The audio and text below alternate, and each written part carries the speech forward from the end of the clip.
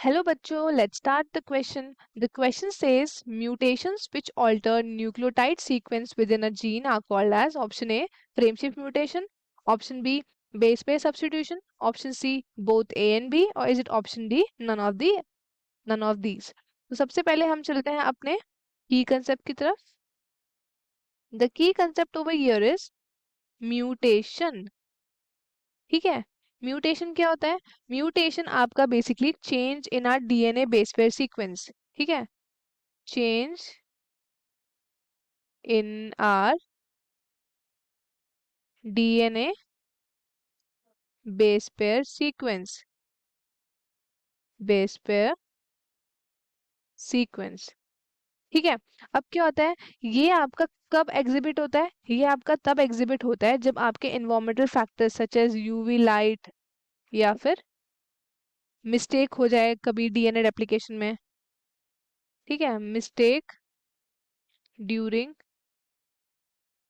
DNA replication. तो ये किस में रिजल्ट करता है? तो ये रिजल्ट करता है म्यूटेशन में. और जिस बंदे को प्रॉब्लम हुई है उसको हम क्या बोलते हैं? उसको हम बोलते हैं म्यूटेंट. और म्यूटेशन हमेशा किस में, कौन सी जीन में होती है? तो ये होती है हमारी रिसेसिव जीन में. ठीक है. Recessive gene. अब हम देखते हैं types of mutation. Types of mutation. Types of mutation. तो सबसे पहला है हमारे पास पॉइंट म्यूटेशन. Point mutation. अगर एक पर्टिकुलर पॉइंट में चेंज आ जाए तो उसे हम बोलेंगे पॉइंट म्यूटेशन. ठीक है. इसका हमारे पास सब टाइप है सब्स्टिट्यूशन. सब्स्टिट्यूशन. अब इसमें क्या होता है? रेप्लिकेशन के दौरान अगर एक बेस गलती से इनकरेक्ट जगह पे इंसर्ट हो गया और उसने रिप्लेस कर दिया उस पेयर को जो उस जगह पे एप्रोप्रिएट था. ठीक है. तो इसको हम बोलते हैं सब्स्टिट्यूशन. इसका एग्जांपल हमारे पास क्या है? इसका एग्जांपल है हमारे पास sickle cell anaemia. Sickle cell anaemia. अब सिकल सेल अनीमिया में क्या होता है ना कि 6th पोजीशन पे है. देखो 1 2 3 4 5 6. ये नॉर्मल ह्यूमन बीइंग का है. 1 2 3 4 5 6. अब देखो इसमें क्या हुआ. अब 6th पोजीशन पे यहाँ पे क्या प्रेजेंट है? 6th पोजीशन पे यहाँ पे प्रेजेंट है ग्लूटामिक एसिड. ठीक है. और यहाँ पे 6th पोजीशन पे क्या आ जाता है? यहाँ पे 6th पोजीशन पे आ जाता है हमारा वेलाइन. ठीक है. देखो एक सिंगल अमाइनो एसिड का चेंज हुआ है, यहाँ पे एक माइनर सा चेंज हुआ है. उसकी वजह से क्या होता है? ये जो बंदा है जिसके अंदर ये बीमारी हुई है वो सिकल सेल अनीमिया उसको हो जाता है. उसके जो आपके आरबीसीज होते हैं वो सिकल शेप हो जाते हैं. सिकल शेप मतलब ऐसे शेप हो जाता है ऐसे करके. ठीक है. तो ये हमारा कहलाता है सब्स्टिट्यूशन म्यूटेशन. अब हम इसका सब टाइप देख लेते हैं. तो इसका दूसरा सब टाइप है हमारे पास इंसर्शन.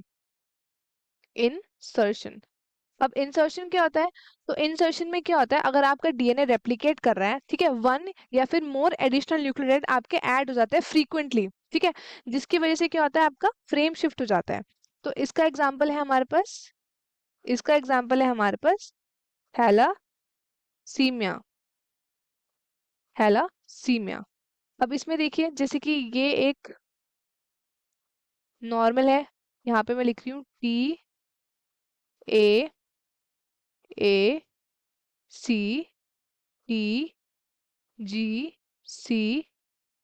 फॉर एग्जाम्पल ये है हमारे पास यहाँ पे GGT.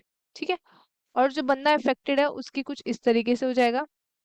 ये सब कुछ सेम रहेगा यहाँ पे, बट यहाँ पे क्या हो जाएगा? C. और यहाँ पे भी C. T की जगह पे क्या आ जाएगा? यहाँ पे C. ठीक है. और यहाँ पे जो सीक्वेंस है वो प्रॉपर सेम रहेगा. GCAGGT. ठीक है. और इनसे पहले यहाँ पे क्या आ जाएगा? TAA. तो जैसा कि हम देख सकते हैं यहाँ पे क्या पे CT है और यहाँ पे क्या हो गया? CC है. मतलब एक आपका C एक्स्ट्रा इंसर्ट हो गया. तो इससे हमें क्या हो जाता है? थैलामीसिया होने के चांसेस हैं. ठीक है. तो ये भी एक तरीके क्या है? म्यूटेशन है. अब हम चलते हैं नेक्स्ट म्यूटेशन की तरफ, जिसका नाम है डिलीशन। ठीक है, डिलीशन। अब डिलीशन में क्या होता है, रेप्लिकेशन के दौरान अगर वन और मोर न्यूक्लियोटाइड आपके स्किप हो गए, ठीक है, क्या बोलेगे उसको, स्किप हो गए। स्किप हो गए, नहीं तो क्या हो गए, रिमूव हो गए। तो ये क्या कहलाएगा, तो ये कहलाएगा हमारा डिलीशन। ठीक है, तो इसका एग्जाम्पल हमारे पास है सिस्टिस, ठीक है, फिब्रोसिस। अब इसको हम थोड़ा स्ट्रक्चर से समझते हैं। तो जैसे कि अगर यहाँ पे हमारे पास एक सीक्वेंस है T A A C T G C A G, for example ये सीक्वेंस है हमारे पास। ठीक है, और जो अफेक्टेड है उसका सीक्वेंस कैसा है, T A A C ji C A जी जी। ठीक है, अब क्या हुआ यहाँ पे, ये कैसा था यहाँ पे, सी और टी, और यहाँ कैसे बन गया, सी और जी। और ये देखिए आप, सी और जी जब यहाँ पे बना तो यहाँ पे जी की जगह पे क्या आ रखा है, सी आ रखा है। क्यों, क्योंकि क्या हो गया हमारा ये इधर से फ्रेम शिफ्ट हो गया, फ्रेम शिफ्ट। ठीक है, तो उसकी वजह से क्या हो गया, यहाँ पे सी टी आना चाहिए था, यहाँ पे सी जी आ गया। ठीक है, और जी की जगह पे सी, सी की जगह पे ए की जगह पे जी। ठीक है, तो ये शिफ्ट हो गया, तो ये फ्रेम हमारा जो हो गया यहाँ पे शिफ्ट हो गया। तो हेंस ये हमारा क्या कहलाता है, ये हमारा कहलाता है डिलीशन। ठीक है, अब क्या है, हम क्वेश्चन पे चलते हैं। क्वेश्चन पे क्या बोला है, mutations which alter nucleotide sequence within a gene are called, जो हमारे न्यूक्लियोटाइड के सीक्वेंस पे छेड़छाड़ करते हैं उसको क्या बोलते हैं, उसको हम बोलते हैं frame shift mutations. Base pair substitution ये भी नहीं, क्योंकि उसमें पूरा का पूरा बेस का जो पेयर होता है वो सब्स्टिट्यूट हो जाता है। ठीक है, तो उससे हमारे न्यूक्लियोटाइड सीक्वेंस में कोई ऑल्ट्रेशंस नहीं होते, लेकिन क्या होता है, दूसरा बेस पेयर जब आता है तो उसका सीक्वेंस एग्जैक्टली सेम बैठता है। तो इसलिए क्या है, इसका इसका आंसर है हमारे पास फ्रेम शिफ्ट म्यूटेशन। तो हेंस हमारा जो करेक्ट ऑप्शन है वो है ऑप्शन ए।